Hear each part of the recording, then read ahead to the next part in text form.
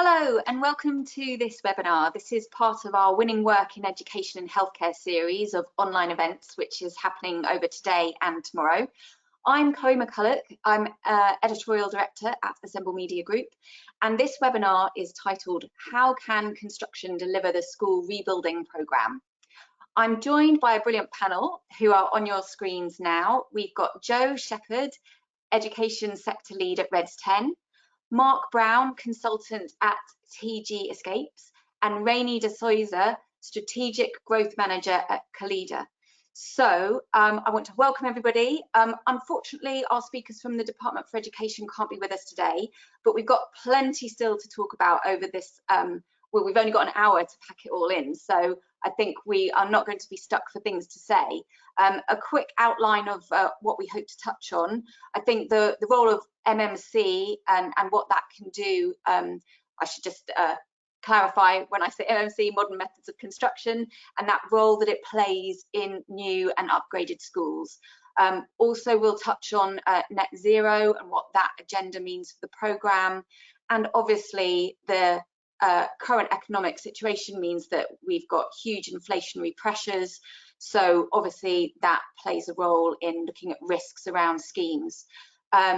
School estates, it feeds into all sorts of agendas such as levelling up, social value, and ultimately the education of future generations. So it's a huge topic and we shall get stuck in very soon. First of all, I just want to remind the audience that you are really welcome to post questions throughout the presentations. We won't see those questions ping up, but I will come to them towards the end and put them to our panel, and we'll answer as many as we can. Also, we love audience participation via social media, so if you wish to post something about our online events, either this one or future ones, later today or tomorrow, we've got a hashtag which is WWEH, obviously standing for Winning Work in Education and Healthcare. So do please use that if you can.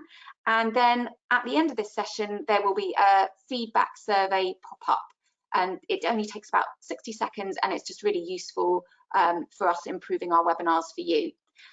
Finally, this webinar is being recorded and will be available on demand about an hour after we finish. So if you miss any bits or you want to share it with a colleague, then do check back at our website and it should be available for you. Right, that's quite enough from me. I'm going to hand over to Jo from Reds 10. The rest of us will disappear from your screens and we will pop back up when Jo has finished. Over to you, Jo. Morning, everyone. Jo Shepherd, Associate Director at Reds 10 and Education Sector Lead. Can I just check that everybody can you see my screen okay? That's looking great. Yes, we can see it. Wonderful.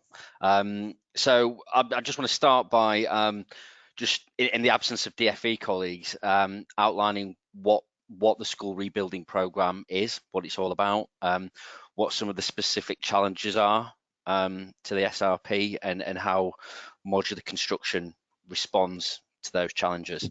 So the school rebuilding programme it's a multi-billion-pound programme that's being run by the Department for Education. And it's all about replacing existing assets, existing schools and colleges that have fallen into a state of disrepair. So unlike the Free Schools programme, which is new schools, this is all about existing schools and replacing blocks that are in the worst condition. So I just wanted to outline. I wanted to use a case study of a project that Reds 10 are working on, just to highlight some of these problems. So what you're seeing on my slide there is Wombourne High School, based near Wolverhampton. It's an existing high school. And the scope of the project is to, you can see on my slide there, the blocks that are highlighted in red, to demolish those existing buildings and reinstate them with a brand new net zero carbon operation building. And it's going to be a STEM building, so all the spaces that are going in there are science, technology, education and maths. So because it's an existing school, that presents some very challenging logistical and design and program and phasing issues. So before we can actually demolish this building, we need to decant the school into temporary accommodation. So you can see this red square on the tennis courts. That will be where we first have to install the accommodation. Once temporary accommodation is installed, you then got to decant those existing buildings into the temporary accommodation. That allows you to demolish those existing buildings, grub out the foundations, put your new foundations in, then install the new modular volumetric building. Once that's been constructed, we then decant the students from the temporary accommodation into their new building and demobilize the temporary accommodation. So yes, it's a new building, but it actually comes with quite a lot of phasing and logistical challenges. Another key challenge is access. You can see from the image there, very restricted access. The only access in is the only emergency access for the school, so that needs to be maintained at all times for emergency access. The building that we're demolishing, that's where the main plant and server room are at the moment, and that links to all the other. You can see that there's 4 clusters of existing buildings on the site there that are being retained. So the plant room and the server room links to all these existing buildings. So before we can actually do any demolition works, we need to reroute and relocate the plant room and the server room to make sure that these buildings aren't out of operation when we do the demolition. And obviously all that work, as well as the decanting in between blocks, that all has to take place during holiday periods. And those holiday periods are obviously fixed. They're defined holiday periods that can't change. So what may seem like quite a straightforward new build project is actually particularly challenging. And it's these this is where, you know, offsite construction really comes into its own, because there's program benefits from using modern methods of construction for this type of build. So whilst Reds 10 are doing the temporary accommodation, while we're doing the demolition work, we're actually building the building off-site in our dedicated factory. So, you know, with traditional forms of construction, once the building had be flattened and you've got your new foundations in, you then have to erect your steel frame and the rest of it. But actually, we're overlapping those 2 pieces of work. So once we've demolished the building and got the foundations in, we can then install our modules in a matter of weeks from that building coming down. We will achieve 85% pre-manufactured value. So for those that don't know, pre-manufactured value is a measure of the amount of work that gets done off-site in the factory.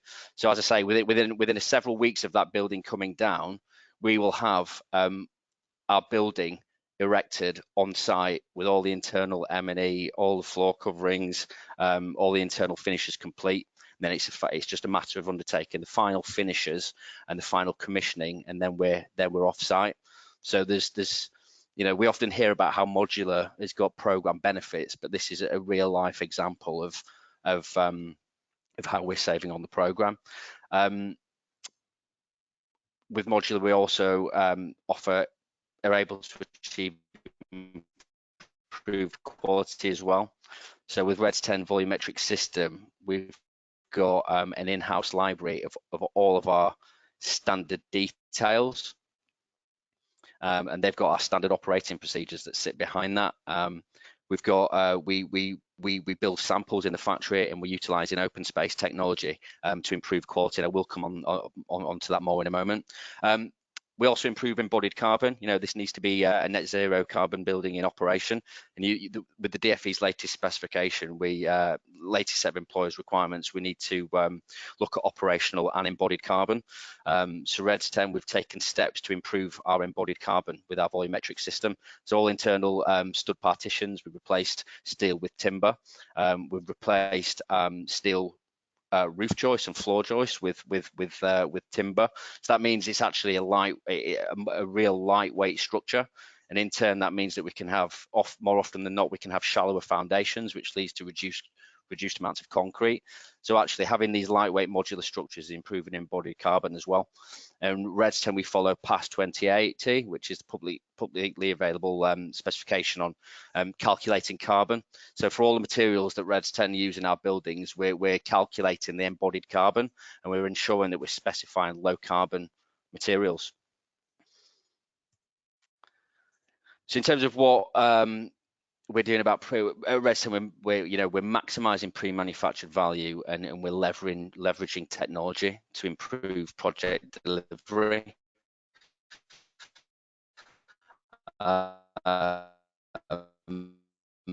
So the Department for Education's framework commitment is actually 85% pre-manufactured value, but at REDS 10 we're actually achieving 87, 88 PMV, and that's through a range of methods that I'll talk about in a moment. So the three images that you're seeing here on the left hand go into that. What you're seeing there is a sample type of one of our buildings before it goes into manufacture. So for all our buildings, we will build a prototype, and that shows the external wall build-up as well as the internal wall build-up, and the joints between the bays, roof build-up and the floor build-up. The beauty of constructing this sample before we go into production is that it helps us identify all the critical junctions between the internal and external details. It helps us avoid any clashes. We know that this system is going to work and fit together before we go into the manufacturing process. Then it also helps us inform and make decisions around procurement, around design as well. And we actually train all our factory operatives on the system before it goes into production. And what that does, that reduces rework.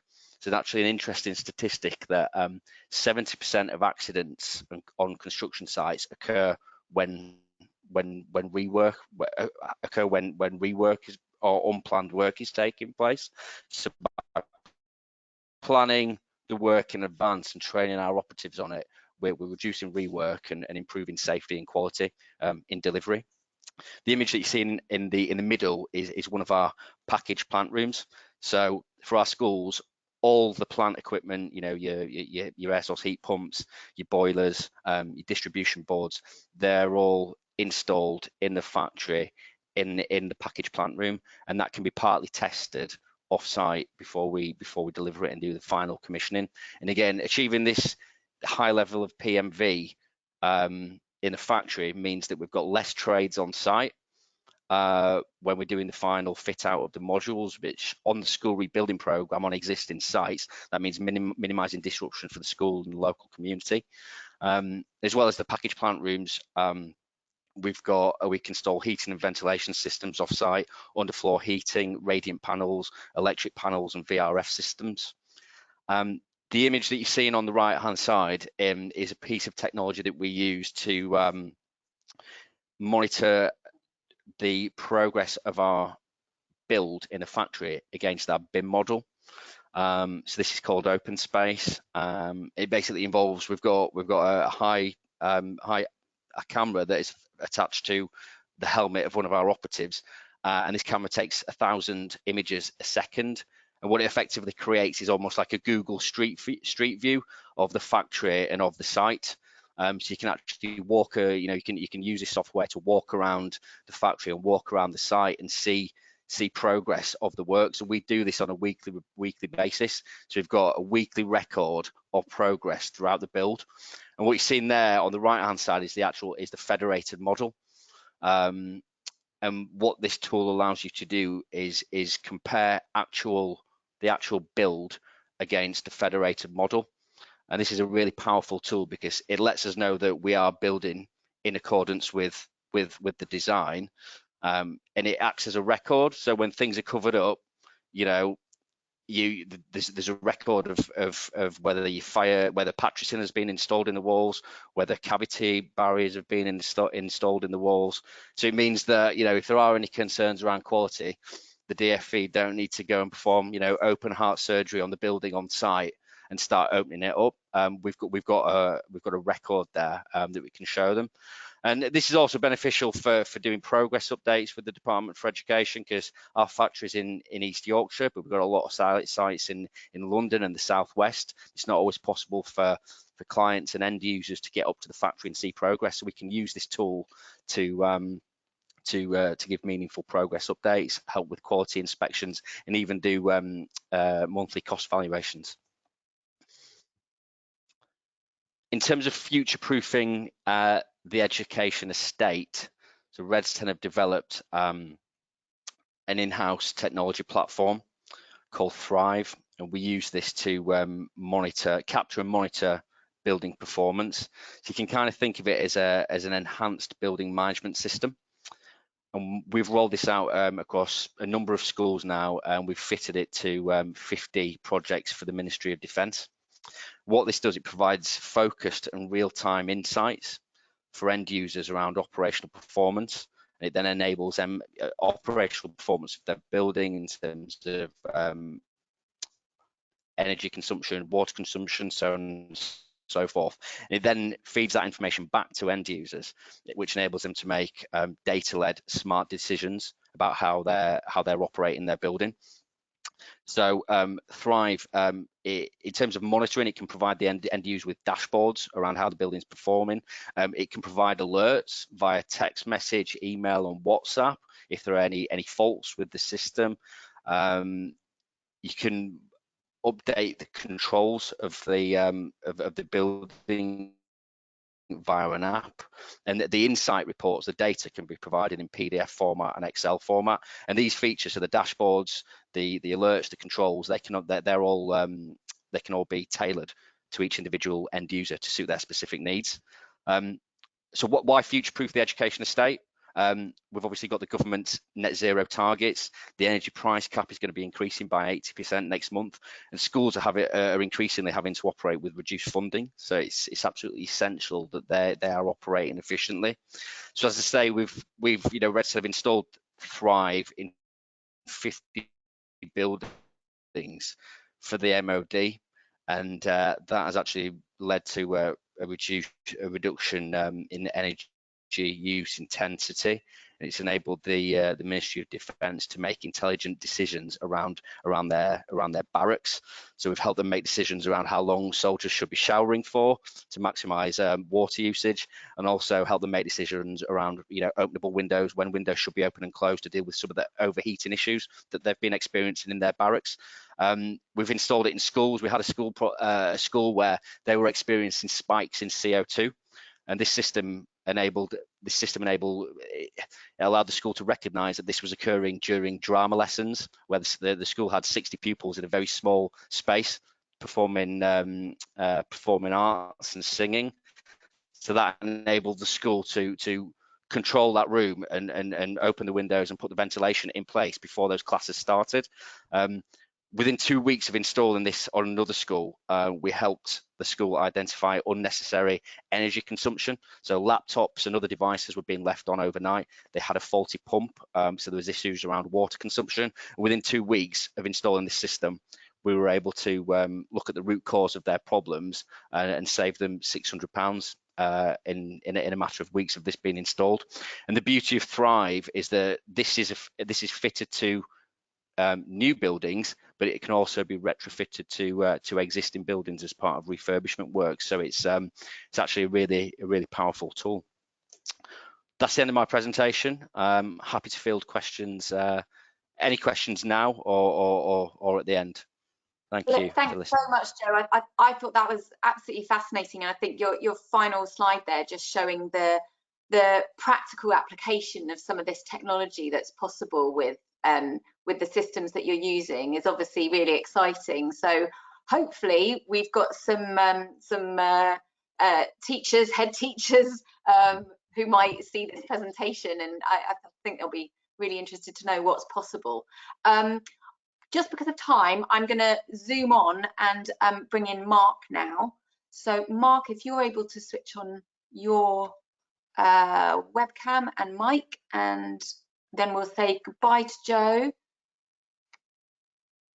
And it's going to be over to you, Mark. Thank you. Good morning, everybody.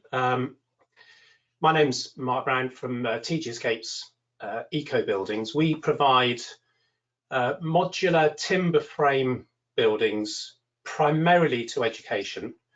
We have about 800 buildings around the UK to date. And I'm going to look at this question: how can MMC help deliver the school rebuilding programme? I'm going to focus on some specific areas around the systems that we use at TG Escapes. Obviously, you know, there's the well-known benefits of MMC: speed of construction, cost efficiency, quality control. For me, that's kind of a given. So I'm going to talk specifically about the benefits of the use of a timber frame in a sectional modular system. So when we talk about a sectional modular system versus volumetric, the sectional approach features factory-built components. So all of the pieces are put together in the factory and then brought on site for construction.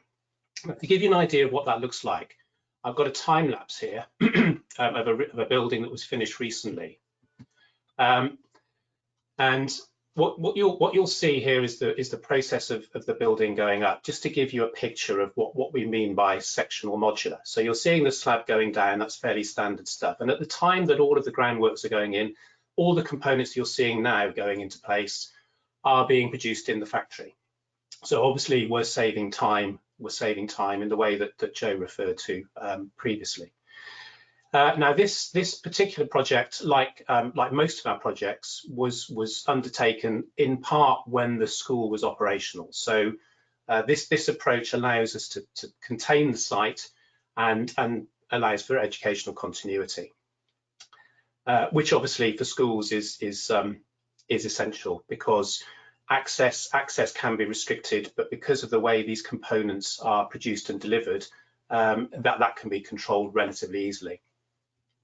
So this particular project was finished for the start of the September term this year. It's about 925 square metres, and the cost is around about £1,800 a square metre. So how can this sectional modular approach help the school rebuilding programme? Well, there's a few things to start with. First of all, we find a panelised system is particularly useful on sites where some buildings need replacing, because the time on site is reduced, construction error can be self-contained, so we can maintain that continuity. The other thing to consider is inflation. One of the benefits of this particular approach is we have a standardised set of components, so we can be effectively buying materials up front and hedge against price rises. So we can effectively stockpile components, which allows us to provide that cost certainty. So once a contract price is agreed, then that's the agreed price, and all of that is baked in throughout the period of the contract. But I really want to focus on the use of timber, because I think that timber is the oldest building material known to man, and there are three important ways that timber can really help deliver the school rebuilding programme and bring additional benefits. I'm going to touch on each of these one by one.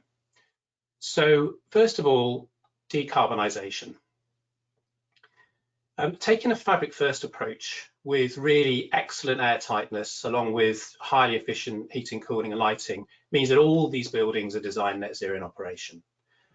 And the benefit of building new, of course, is that solar or other renewable energy can be added at the design phase to ensure that A+ net zero rating, helping achieve that 2030 goal. But the other benefit that timber has is it's a low carbon solution. Joe's already referred to this, and we've modelled a timber frame building versus traditional construction, using the same foundations, floor structure, and the same roof structure, which in a panelised timber frame system you can use lightweight foundations, lower carbon solutions, but we've gone for equivalent in terms of foundation and roof. And we found that if we exclude operational carbon, which of course is zero with a net zero building, then we can reduce whole life carbon by between 49 and 54%, which obviously helps us achieve that 2050 goal. Secondly, this sectional modular approach has great flexibility. It can be used on awkward sites. Every building is a bespoke design. And that means that it can be used for sports halls, studios, auditorium, as well as classrooms, labs, staff rooms, etc., and up to 3 stories.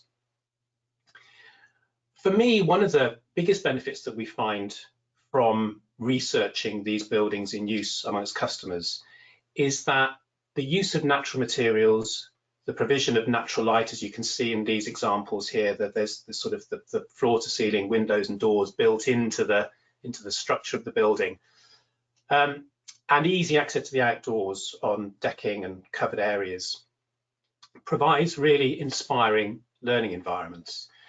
And these biophilic elements, we know, enhance educational outcomes and well-being. There's a great deal of research about the benefits of biophilic design in education settings, and we're firm believers and advocates of that approach. The other point to note is that we find that these timber frame systems with the natural materials work particularly well for SEND. We get the feedback that the environments are reported to be tranquil and calming. And we're now, as a project, we're working on a concept of a single form entry primary school using timber and outdoor space to create a truly biophilic school, and that's work in progress that we hope to have ready to share with people in a month or so. And the third and final point is that the very obvious use of timber. So as you saw in the time lapse, you can see the building going up, you can see the use of timber. And this really allows for student engagement and helps us to engage them in sustainable construction and really takes that agenda on. They can see the timber going up, and the contractor can use the project as a basis for STEM content for the school in which they're working. And we find it's a great way to encourage environmental citizenship and help the schools make a very clear statement about their sustainable credentials. It's a very visible way of showing that you're building sustainably. So thank you for your time. That's just a focus on the benefit, on the advantages of the sectional approach and using timber. And I'll be happy to take any questions at the end. Thank you so much, Mark. That's really fascinating. And I think your final point there about there actually being some learning outcomes for the school, and that, you know, you could get the school community really engaged and actually proud of their building, which is a really nice spin-off, really. Yeah, we think so. We get lots of positive feedback around that. Great. Okay. Well, we're going to move on now to Rainie's presentation. So, Rainie, if I could ask you to put your webcam on brilliantly. Thank you. Then we just need your presentation up in presentation mode, if you can, and I'll hand over to you. Perfect. Thank you. Right. Can everyone see that? That's looking great. Perfect. Thank you. Hi, my name's Rainie de Souza, and I am Student Growth Manager for Collider. So Collider is a sort of part of the Wilmot Dixon company. So we are one of the same, but we are a sort of a standalone, you'd say an R&D think tank, if you like, to kind of future-proof the tier one contractor, particularly Wilmot Dixon, and bring new thinking and sort of push boundaries around what we're doing traditionally and move into more of the MMC, net carbon zero targets, and make sure we're one step ahead of the game. So Collider was sort of started 2 years ago. We are now in sort of year 2 and moving into operations. So we've done a lot of R&D in the last 2 years, and we've gone into learning, living and wellbeing. Like today we're talking about learning, and also talk a little bit about how we are addressing the programme. Okay, so when we first started out, you know, Wilmot Dixon inherently have always done delivered education buildings, but for Collider, we wanted to make sure that we had a promise and we stick to that promise. And our promise for schools is a better way to deliver schools. And I think we're all trying to do that. And today I want to talk about how Collider are doing it, but actually how that helps deliver more schools and give the other options. It's really great to see the speakers around how we're doing it in various ways in MMC, and I'll touch on how we have taken on the MMC side of things and how we've adopted it into a tier 1 integrator solution. And I think what I want to say as well is with our learning promise, it's our way to net zero. It's our way to less risk, more certainty, and our risk to speed of delivery. I think I'd labour on the point on less risk and more certainty, and I think having more case studies like we've seen today just helps give the trust around the DfE to feel that there is these options around to kind of have to deliver the spectrum of pipeline there is. That's refurb, new build, and the combination as well, which I think is great to see. So Wilmot Dixon has started Collider, and essentially the turnkey offer to connect our customers to customizable high-performing buildings, and in this case, it's learning. So we're looking at it being sustainable, affordable, and having an integrated approach. So the way that Collider is looking at learning is looking at pre-designed solutions. So a kit of parts approach, using offsite, using our strategic partners, so having key partners that are local and national, and using an end-to-end digital process and allowing us to do the speed, have the certainty when you're in pre-construction to then deliver as a digital twin what you do in digital as you would do in real life. I think it's really key with the digital aspect. It's a thread that moves across all of how we're working at the moment, and I'll touch on how we're using it to aid the speed of delivery, but also inform how we engage with our customers, in this case the DfE. So Collider's learning brief. So the DfE have their Spec 21, and we've gone across the country and done our orientations and location factors around, okay, we plotted our standard school on all of these geography areas, would it work? And we've done that sort of test across the country to make sure it works and achieve that. And of course, we've got the 20% lower embodied carbon. The case for the way that we've approached it is around grids and rooms. So they allow the flexibility, particularly when you've got a secondary school where you have finger blocks, super blocks, or even a combination between refurb and new build. We wanted to make sure that with the Collider offer and make that there's a flexibility there to look at it and look at the grids and the rooms to flex and make sure it fits for the particular sites. And so what we've done is we've created standard model rooms and templates, and I'll touch on some of those a bit later on. But it's making sure there's a library and a robust library so that it's what we do every day. So the Spec 21 is just inherent in how the library works and functions, and is the guide to how we engage with our key supply chain.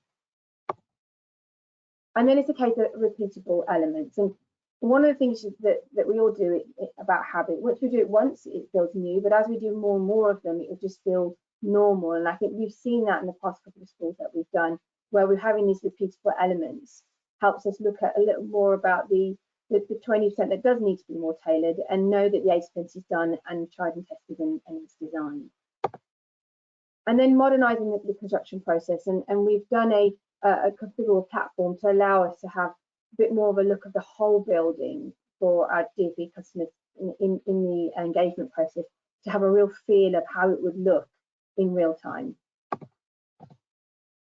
And again, we know that DfE has the compliance spec of 2021, and what we've done is we've taken that and married it to our Giant Leap initiative, which is the Wilmot Dixon one, and looking at sustainability and doing it now, making it affordable and doing the economies at scale, because we feel that with the scale comes productivity and then comes affordability, and then having it backed by data and science. So when we've been doing a lot of our modelling, it's ensuring that it really is justified, and having that post occupancy and evaluation done after that it's handed over, and doing the iterative process to evolve the library and make sure it's current and to what we need today.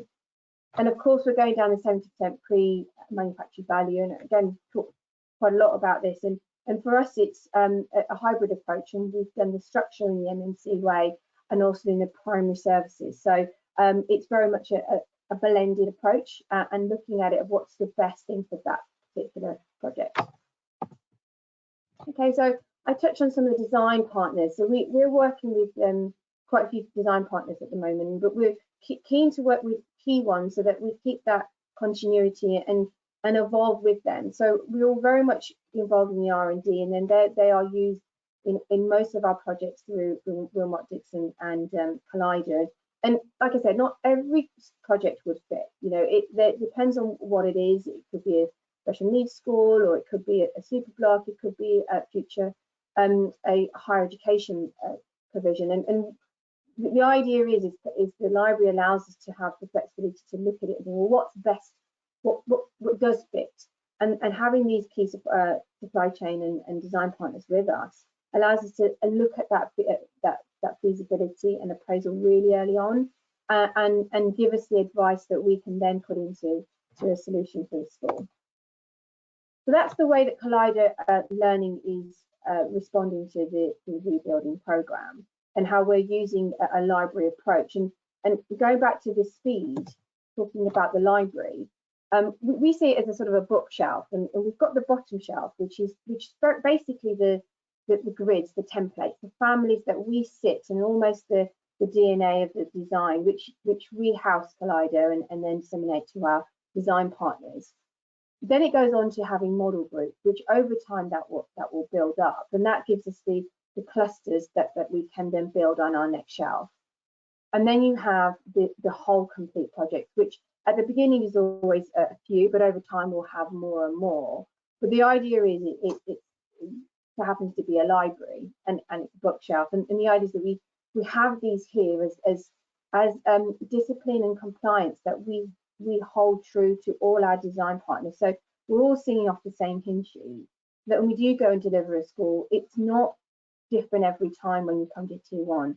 And as an integrator, that allows us to sort of police some of that discipline and make sure that we're all working on the same things.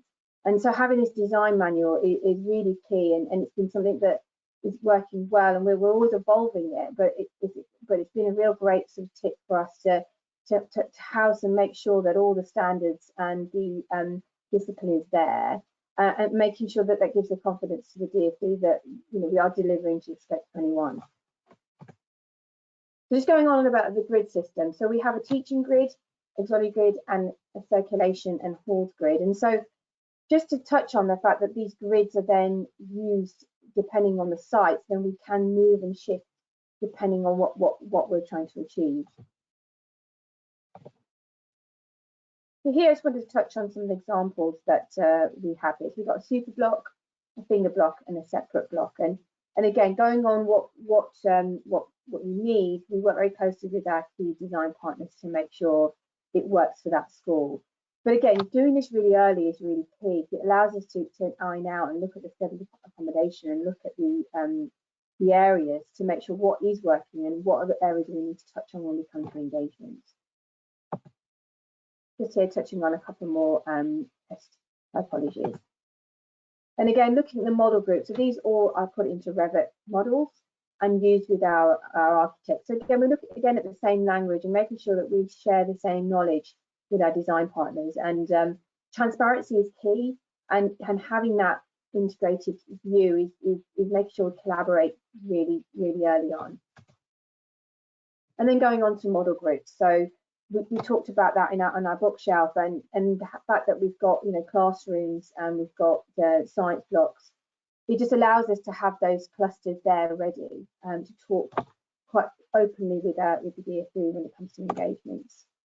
So that's how the library works and how we're working with our design partners. And then we're talking about, well, how do we improve the customer experience around how they're going to operate their school. So we're using a digital tool called a configurator. So we're working with in our team a digital, I'd say we've just fantastic in the 3D world, and he's created a configurator for us to model our a typical school and allow those standards to be put in. So when we go into the engagement, we can really look at that in a 3D context. And I think with the Spec 21, you've got 64,000. I wrote it down. 65,000 words around the spec, and we all know we have to adhere to it. But if we take that aside, it allows a little bit more enriched experience for the DfE to come in and have something to look at, and give the power to them to kind of have those meaningful conversations, and go away from feeling like a tier one or a contractor kind of hides things, but it becomes more transparent. So we have I'm going to see if I can do this now. So we've just created a configurator, and I'll whiz through this fairly quickly, but just to give you an idea that we'd like to use this in particularly when you come to the one-to-one engagements with the DfE, and show them the possibilities, and you can go around each layout and furniture, and the idea over time is almost like a thermometer, where if you wanted to change something, it shows where, oh, we've got X amount that's legacy and X amount that's new, and give enough transparency for our customers to then feel, yeah, okay, I like that area, could this work, and allow that almost in real time to feel, okay, we'll take those ideas with you and take them back to the drawing room and give you various options. But I think what I found talking to teachers doing engagements is this really helps open up or how it will really feel in real time, and have that touch and feel that in the digital world, and then going into in real life when you're building it. So I'll just stop it there and move on. So yeah, going back to our supply chain, we have a yellow book with Wilmot Dixon, which it houses all the people that we work with and get our MMC percentage in. And I'll just finish with one of our schools that we've designed recently, and it just gives the flavour that we rendering these and giving these pictures around what it could look like. Gives real great feeling for them to feel like, oh, it's a school we can build, and just appreciating how much PVs are on the roof. But yeah, this is another render we have from the school that we built designed recently. So yeah, thank you for the time. Thank you so much, Rainey. That's really fascinating, and it was lovely to see that sort of visualization, so to actually really bring it to life. So thank you for that. I'm going to invite all of the panel back so we get everybody's webcams back on, and we're just going to sort of broaden out our discussion a little bit. In fact, I might pick up on one of the first questions that's come through, and it sort of links to Rainey's point about engagement and clients understanding what is possible. Nick has sent in a question, and he's actually, I think, looked at this in quite some detail for some research work that he's been doing. But he asks that he's looked at sort of the risks versus benefits of MMC compared with traditional builds, which is a lot of what the presentations were about. And he just says that he's found in doing some of the research that there has been traditionally quite a lot of skepticism around MMC, and when there are unknowns, that you get a bit of pushback maybe from clients. Has the panel found that? How, obviously we don't have the DfE on this panel now, but have you found that they're receptive? Does it depend on different areas around the country, different partners that you're dealing with, and is it changing, I suppose? I don't know who wants to jump in first on that. Should I just pick on one of you? First, Joe. I'm happy to go if you like. Yeah, I think it is changing. I think people are the people that we're finding ourselves dealing with in the education space are becoming much more familiar with MMC. It's becoming a much more familiar term. I think that the drive to net zero is helping people think about things differently. If we do find what, obviously, if people have a previous prejudice, if you like, against MMC, then we don't tend to get into conversations with them. So what we sometimes find is that we'll have initial conversations with the decision makers the people designing the space and using the space. And then as it goes through the other stakeholders in the organization, you sometimes get some prejudices coming in there, and some people who feel that something about MMC makes it less permanent, less substantial, less robust than traditional builds, which is absolutely not the case. All of these buildings are designed for the same lifespan as any traditional build and to the same level of building regulations as all traditional methods. So I think, yes, things are changing, but yes, there's still pockets of resistance. Yeah. Rainey, obviously Wilmot Dixon's been in this space for quite a long time. How are you finding the sort of you're right. The ashes, yeah, you're right. And I think part of what we've done with Collider is almost have a little bit of flexibility around who we use, and having more meaningful conversations with our design partners and supply chain around what are the barriers. So we have a lot of people now that are in the lean and manufacturing space that we've employed in, because we need to get closer to going, okay, we want you to do this at scale, but appreciate that at the moment in time it's difficult. And I think pipeline of work is really key, and knowing that when things are going to land will help them justify the R&D cost and to push towards moving into the more MMC world. So at the moment there's a little bit of uncertainty, and I think there's not enough data and case studies to give the trust and to de-risk it. And so what we're trying to do as integrators is to give more certainty by going in and helping to kind of either upskill, give more knowledge around it, and perhaps pilot a couple of schemes and say, okay, we can't do all of the MMC today, but we'll pilot one, and perhaps de-risk that way. So yeah, and I echo, it's really difficult because you can't have data and information cases if you don't start.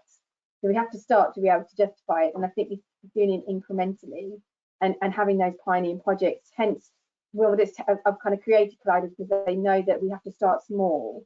So, and going with the one or two, and massively education is key, and having data to back that, because it's about probably if we go bust, or if something happens, what happens? What do we do? How do we mitigate that? So having that, that transparency early on with them is key too.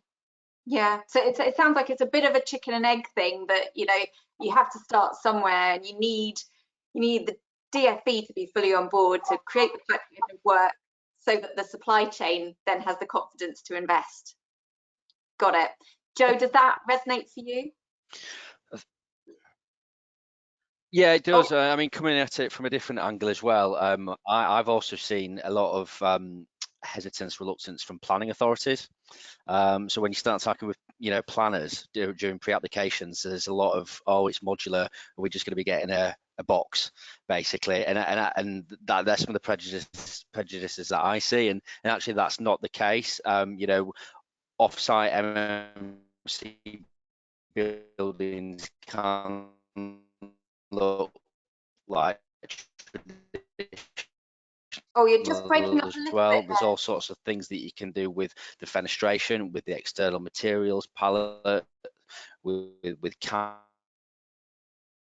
and with parapets that make them look just as nice as traditional buildings as well. So that's okay. Joe, you're just breaking up a little bit there. I think your connection's going a little bit in and out, but I think what we gathered was that you're really defending the fact that it doesn't have to be boxy. You can have detail there. You can make it bespoke, and then obviously there are all of the benefits of MMC that you put in your presentation. I'm just going to go to some other questions. So I think this is related, but do you feel the government could? What do you think the government could do to continue to encourage the development of offsite and MMC and digital delivery? So obviously the government is backing this. We know this from the construction playbook. There's a real push from parts of government, but does anyone on the panel feel that there's specifically things that the DFE could do, or on a wider scale that there could be encouragement? Mark, I might go to you. Yeah, just a couple. I mean, I suppose I was talking about timber, and specifically around timber, I think there is some reassurance that could be given there. I think I listened to Crawford Wright speaking last year, and his view is that timber is an essential part of the net zero solution. But sometimes we find there are issues with prejudice against using timber because of fire risk. I believe the Welsh government had a policy against using timber for a period. I don't know whether that's still the case. And there's issues around insurance, and I think some reassurance around insurance would be good. And you know, timber is going to be essential. We need to solve those problems. We need to, if people are coming back and saying we can't use timber because it's uninsurable, it's usually insurance in the construction process rather than in the building use is usually the issue. It doesn't happen very often, but it does happen. So I think if the government could provide some reassurance around that, and perhaps provide some insurance around that, that would help the use of timber. Absolutely, yeah. I think we all know, because of the building safety agenda, that the use of timber in high-rise housing is particularly sensitive, and there are groups, designers and people in the built environment who are trying to give timber back a bit more credibility in that sector. But it's interesting to hear that sometimes there's pushback in the education sector as well. Wider than just timber, is there anything that could be done to promote MMC a bit more? I saw actually Grand Designs had, if you feel like it's one of those educational things, Grand Designs had a great project this week with Mark Farmer describing the benefits of MMC. So perhaps it's just talking about it more. What do you think, Rainey? Yeah, I think it goes back to sort of measurement. I think sometimes I find it really difficult to measure apples to apples, and I say that because we all measure in MMC, and we're all trying. You know, the calculation is, in my opinion, very loose, and I think part of it is we're all want to do a good job, a better way of delivering, and the MMC is absolutely that. But going back to sort of actually, you know, those raw checks of how much is it improving and the whole economy. You know, if you get some big numbers that kind of hit home, that then the government are saying them and relaying them back, then you've got to go this way, because it's just the direction of travel, and push on a more of a mandated approach. I think it will give confidence, like I said, supply chain and partners to go, yeah, we have to do it. You know, we know it's the future, and the playbook and the curve has been fantastic. But I think a lot more centric government data to kind of relay back and, you know, really hit home places. You know, we were all trying to shine the benefits all the time, MMC. But I think the government could do more on that and really get some, you know, central data, because they are the key that everyone will move to, because transparency can be there at that level. There's still very much isolated walls everywhere else, you know, for whatever reason, and we're trying to be more collaborative. But I really think the government have got a real big key to be more collaborative and get that and shine more light on it. Yeah. So the benefits of MMC by showing it in a data, putting the narrative through data is a way that it's going to really convince people. There were more questions coming in, often around MMC risk. So I do think we've covered that. I suppose one MMC risk someone's pointing out is there risk around logistics and transportation? Is that where it gets a bit tricky? Is that where people need to be really focused and plan things out? Joe, I know in your presentation you were talking about the phasing is absolutely key. Yeah, absolutely. Access into the site needs to be considered when clients are putting together feasibility studies. Low-lying overhead cables needs to be considered. The design and the height of the modules can be restricted when they're, you know, traveling on the motorway and bridges and so on and so forth. So all these things need to be considered by clients at design stage before they consider volumetric. Yeah, absolutely. We've got a classic question from a QS who wants to know the cost. Sorry if it's a bad line. I think I'm breaking up a little bit. Oh, sorry, Joe. Yeah, I think you are breaking up a little bit. I'll move on to the next question. So yeah, we've got a question from a QS who'd like to know the cost differentials between, you know, sort of rough cost per square metre. I think, Mark, you did provide a bit of a cost per square metre. Are you able to just reiterate some of that? Yes, I mean that was a specific example. It obviously varies by the building use in the main, but that particular building I showed comes in around about £1,800 a square metre finished. And how would that compare to a traditional build? Well, I don't build traditional buildings, so I don't know. I couldn't say. I think we find that in the past we were finding that we were coming in often around half the price for traditional build. Nowadays it's a bit more than that. I think we're coming in maybe 60–70%, but still a significant saving. Yeah. And Rainey, what's Collider finding in terms of cost benefits? Yeah, I think, and it's funny because you put that in isolation. It's just, but we should, because there's the saving you have on the time spent to speed up delivery, and then the post-offer evaluation, and then it's about people getting early. Therefore, you know, you haven't got the children in tents. So if you just take because you know, if you take that in isolation, it's out of context when it comes to MMC, because there's so many secondary benefits that should be added to that. You know, the time spent, the certainty, you know, having certainty is time saved, but also money saved, because you're not having to rework on a certain process or go back to the planner. Well, someone has to go to the planner to go and get the more clarifications, which is someone doing that. Therefore, that's someone getting paid. So I struggle with that question, because it's so kind of a hard. It's more expensive. And therefore it's better to go traditional, when actually you have to look at it for the whole process and then the whole life cost, and then you know. So yeah, it's hard. I mean, again, if you want to go down traditional, of course it will be a little bit more cheaper today. But the idea is that as we do more and more, it will get cheaper economies of scale. But then there's all the benefits, the savings that you get, that I think will need to be measured more in a data-driven way. So your argument really is you can't look at the price of everything and the value of nothing. You've got to, and per square metre is a little bit simplistic. Point taken. Joe, I know we're having a few problems with your line, but do you want to try to come in on any of that? Oh, it looks like I think we're getting a bit too glitchy. Sorry, Joe. I'm gonna. Sorry, my line's really bad, but I think just agree with. Sorry. I think you're nodding in agreement with everything that Rainey said. That's great. Just we're coming on around costs. We did say we'd talk a little bit around inflationary pressures. We might just have time to do that. Obviously, the DfE has got very sort of tight base rates, and I think I know from talking around, reading around, there is a increasing gap between the base rate and actual costs in real life. I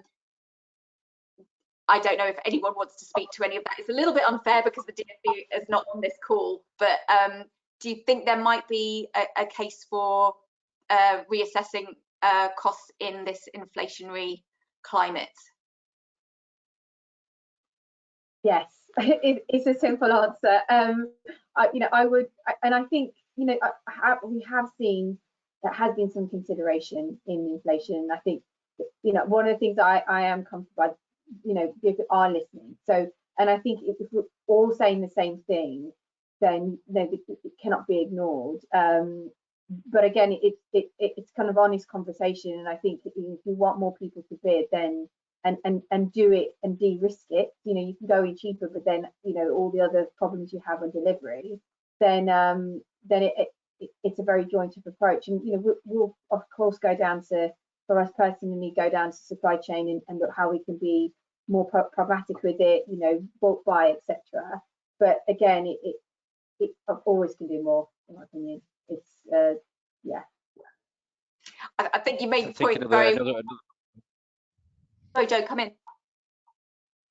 Yeah, sorry if it's a bad line. I think the other impact of that is if it's taking projects longer to get into contract, like I said, on the school rebuilding programme, you have to develop a very specific programme and phasing strategy around targeting holiday periods for disruptive work. And if, you know, it may be if you're targeting to do a decant during the summer holidays, utilities work during the October half term, that being able to achieve those days is based on a contract award date of X.